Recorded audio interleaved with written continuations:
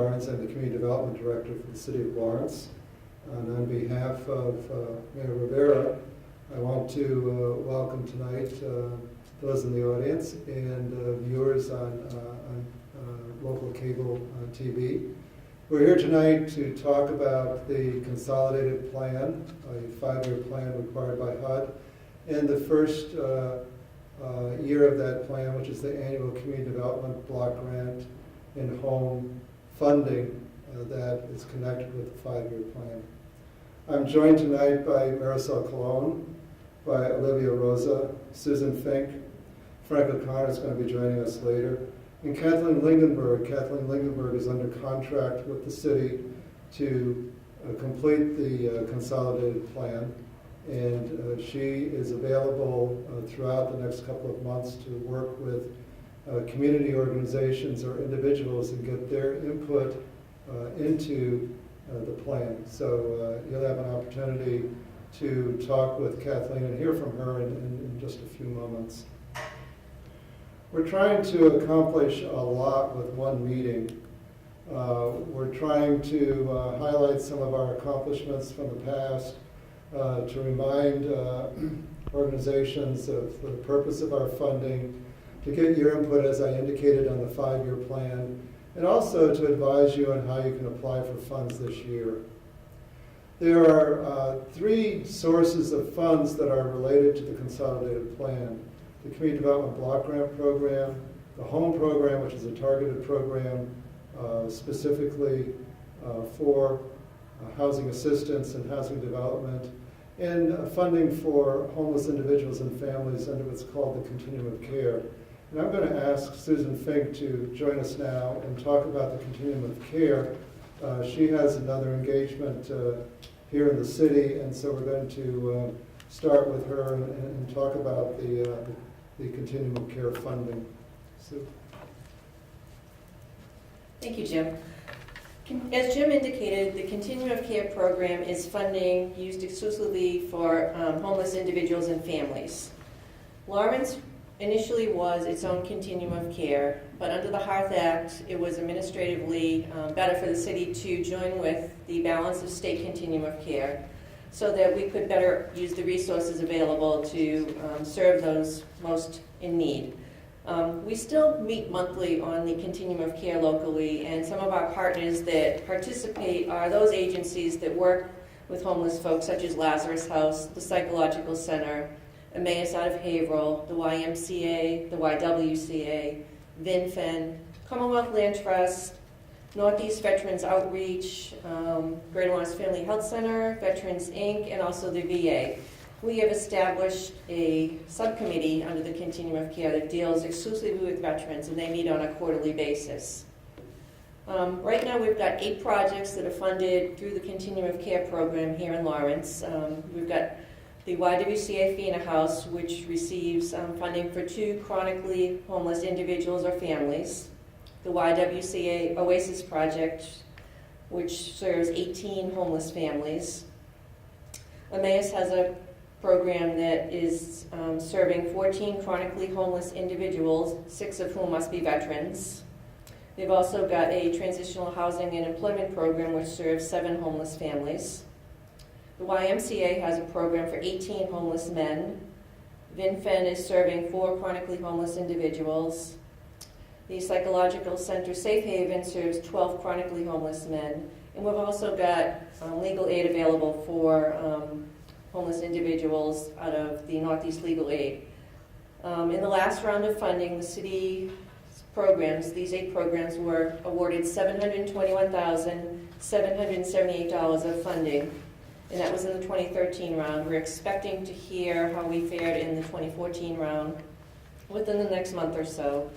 And it's important for us to target resources to the most vulnerable of our population, and the 5-year consolidated plan is a good opportunity to see what the needs are and to better serve those individuals and homeless families and to target our resources where the greatest need is.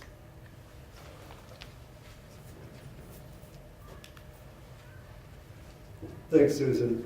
We really wanted the audience tonight to understand that we're not just about one type of funding, that we do a lot of different things, and the homeless programs are a critical part of what we do in our collaboration with our partners throughout the city is exceedingly important. The consolidated plan, I want to talk a little bit about the consolidated plan, and I'm going to bring on now Kathleen Lingenberg, who's, as I said, is under contract with the city to actually write the plan for us, and part of her contract is to speak with you, members of the community, in your meetings and in auditoriums, wherever you'd like to meet with us about this plan. So Kathleen? Thank you, Jim, and good evening, everyone. The Consolidated Plan is a HUD-required 5-year planning document. The basis of the document is it's data-driven. It uses census and other housing and community development data to assess the needs of the priority. But HUD also recognizes that that data is somewhat limited, and therefore it relies heavily upon citizens' input and participation to craft what ultimately the city will generate for strategies over the next 5 years. The basis elements of a consolidated plan are the identification of priority needs, the identification of strategies designed to meet those needs, and guidance on the investment of the federal resources to meet those needs. For the City of Lawrence, the plan will cover the CDBG, the home, and its homeless service programs. HUD defines 3 main objectives within the consolidated plan. Each activity proposed by the city must meet one of these 3 objectives. There is creating suitable living environments, and that is often things like investing in streets and sidewalks, public service programs. The second major objective is to produce decent, affordable housing. That could be homebuyer assistance, lead abatement, renovation of apartment buildings are typical examples of that. And the third priority objective is to create economic opportunities. Small business assistance, revitalization of commercial corridors are examples of that type of activity. Within the consolidated plan, we're obligated to identify needs within 5 priority areas. Those areas include housing, economic development, public facilities, public infrastructure, and public services. What I'd like to do now is turn this back over to Jim. I think to make it real for folks, we like to give you examples of each of those activities as they're currently operating within Lawrence. I think it helps make it real. And as we're going to be asking for your input, the more you understand what type of programs and projects are currently ongoing, we think helps you make informed decisions and give us valuable input.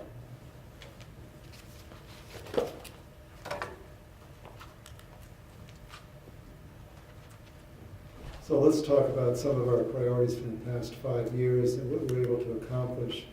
We had goals for expanding housing options for families and individuals, for increasing home ownership, for stabilizing neighborhoods that have been impacted on the foreclosure crisis in 2008 and 2009, and responding to the local housing market.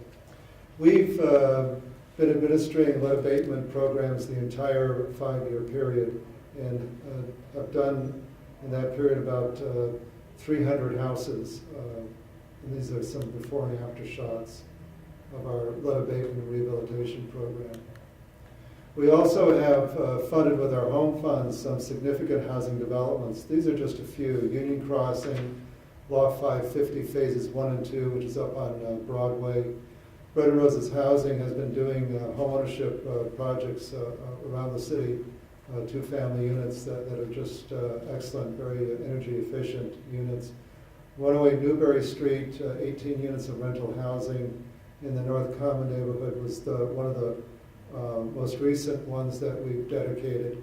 And our down payment assistance, which enhances home ownership. We do 10 to 15 down payment assistance each year.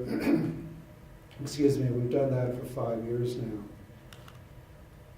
In the area of human development, excuse me, we've As Sue indicated, we've been very aggressive in providing assistance to the homeless population, and she's talked to you about the status of continuum of care. We've done a number of outstanding social service programs that we've funded through the RFP process, and I'm going to run through a few of the programs that we've funded, and these are recent monitoring visits that we've undertaken.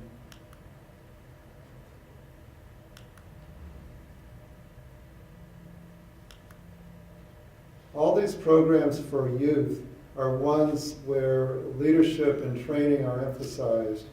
We don't like to fund recreation only, although there's certainly enjoyable recreation as part of most of the social service programs involving youth, but all of this funding is for, that provides leadership development and training. Family Services of Merrimack Valley has some excellent mentoring programs that we've been able to fund with the Community Development Block Grant Program. And we also provide funds for residents beyond our young people. And the Council of Aging is not just a senior center, but is a center for the entire community. And this is an exercise program that they have that's just outstanding and that we funded on a regular basis. We also undertake neighborhood development through infrastructure improvements. And most importantly, we've been funding with the Community Development Block Grant Program park improvements. I don't have any pictures for you tonight, but we've, in the past 5 years, we've done some extraordinary work with our park developments, starting with the Manchester Street Park in the years 2008 through 2010, and most recently working with Groundwork Lawrence, the Ferris site, which just began construction this fall, and the groundbreaking was by Governor Patrick, and that's our latest endeavor. We just received an announcement that we're going to be able to develop the Kane site in South Lawrence for a soccer field, and that'll be also on the list of accomplishments going forward in the next couple of years. In the area of economic development, we've promoted small business enterprises. We've undertaken facade improvements. This is something that we did not fund significantly in the past 4 or 5 years, and we hope to have a much more robust economic development program going forward starting this year, and we certainly invite the community's input into that process. So we're going to be looking for input. I'm going to invite Kathleen back up to give you some examples of how she might be available to meet with local organizations. And then after she speaks for just a moment about that, I'll come back and talk about how you can access community development funding this particular year.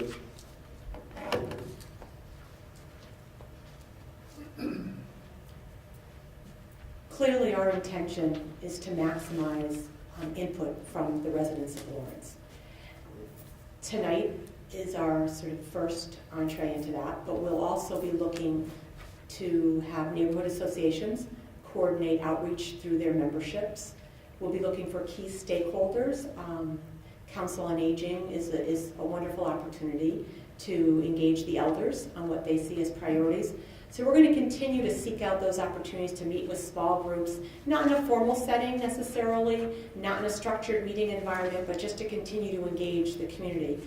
I would say that the coordination will happen through the Community Development Department, but over the next 60 days, we would love for you either to contact the department, or we will reasonably expect that we'll be calling you to see what their opportunities are to get to your constituencies and to get input from your groups.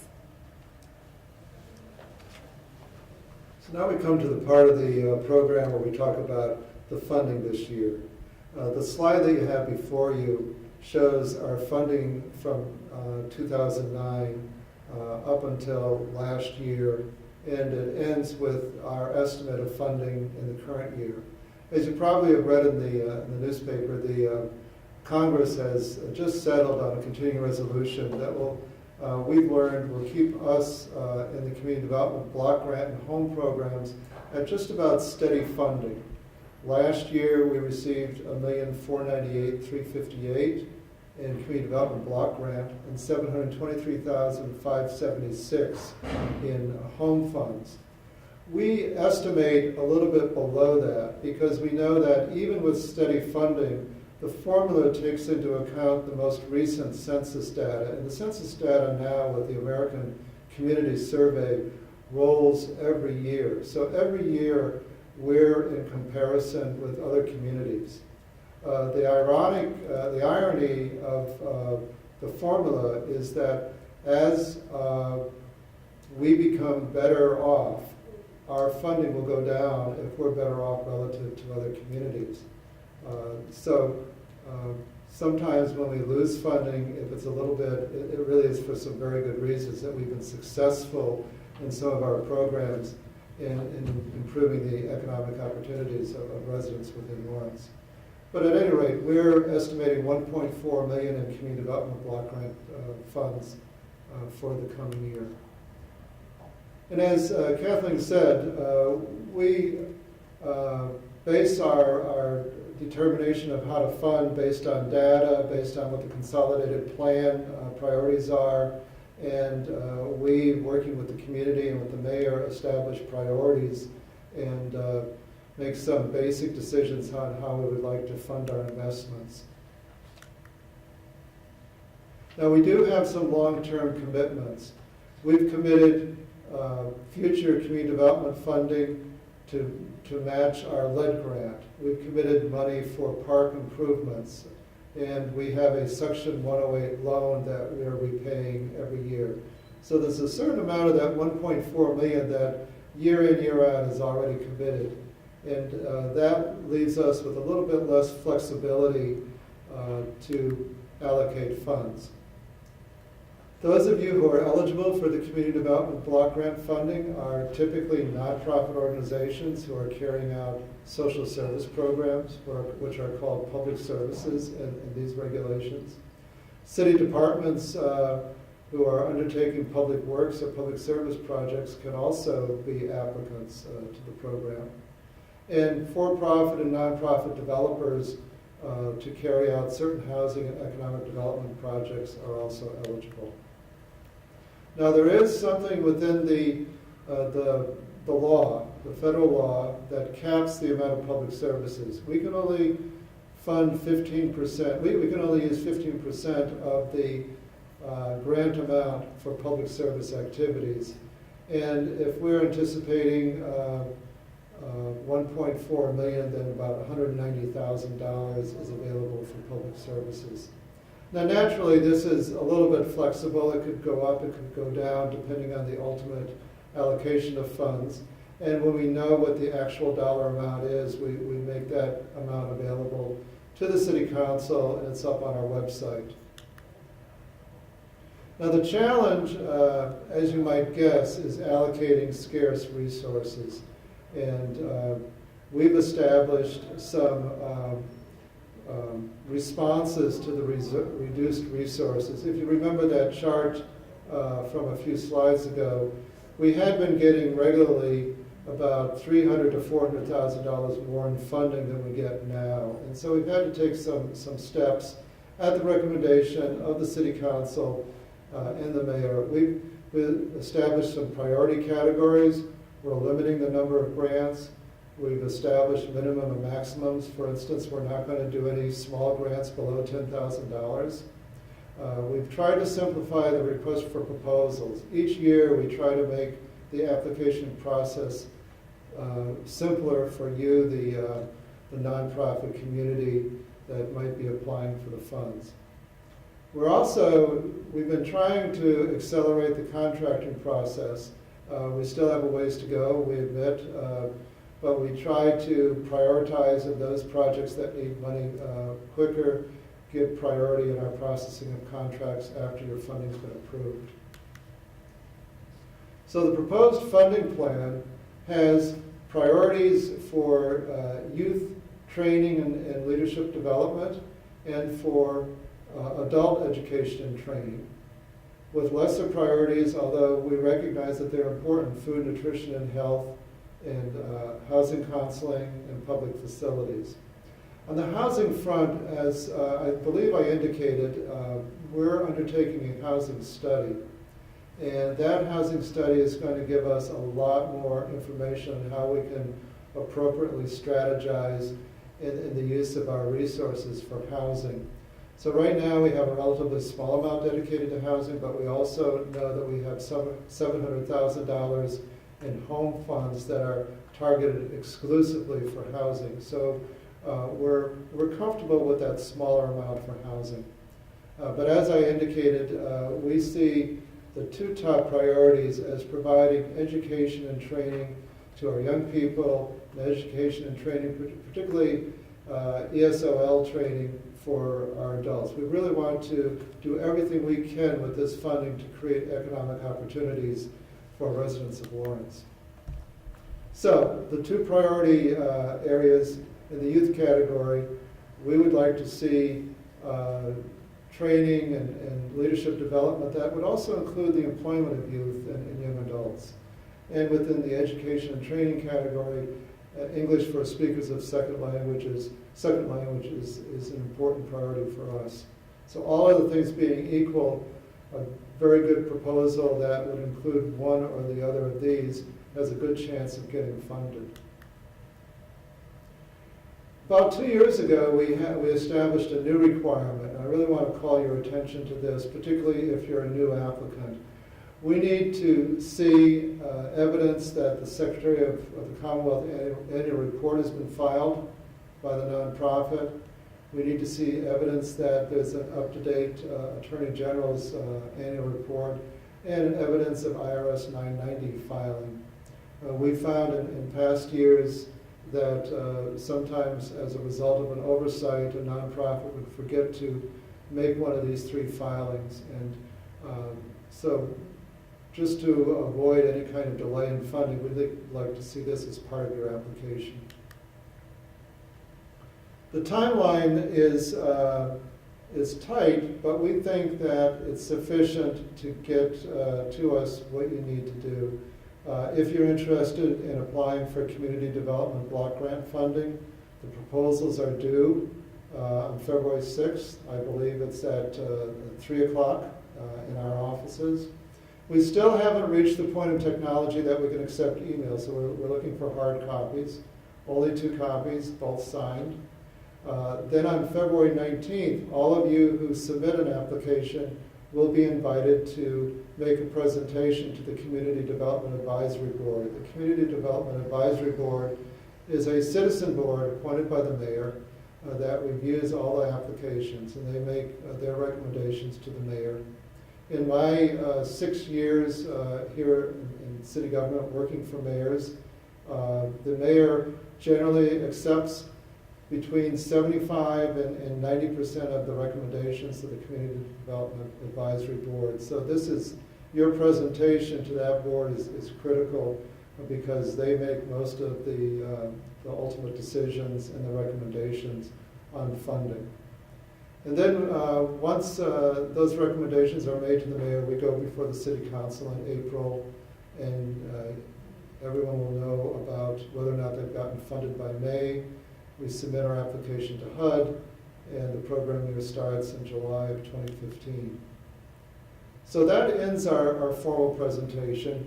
I want to encourage all of you to visit our website. And on the website is a copy of the RFP. You can also receive a copy of the RFP, the request for proposals, both the instructions and the application form at our office at 225 Essex Street, 3rd floor. We're open from 8:30 until 4:30, so stop by and pick one up. Or you can email Marisol Colon or myself. You see those email addresses on the slide. And either one of us or any member of our staff can email a copy of the request for proposal and the application form. And lastly, those forms are also on our website. If you click on the Office of Planning and Development, and then click on Community Development, and under Community Development, you'll see a link to the 2016 application process for the CDBG program.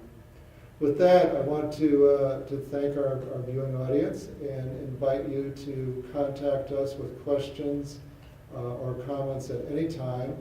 If you're interested in providing input into the consolidated plan, please contact us and we'll put you in touch with our consultant. We'll make available either a telephone conversation or interview, or bring our staff to your meeting to hear your input and to give you a little bit of a presentation about what we're doing in any area, from economic development to housing to social services. Thank you very much.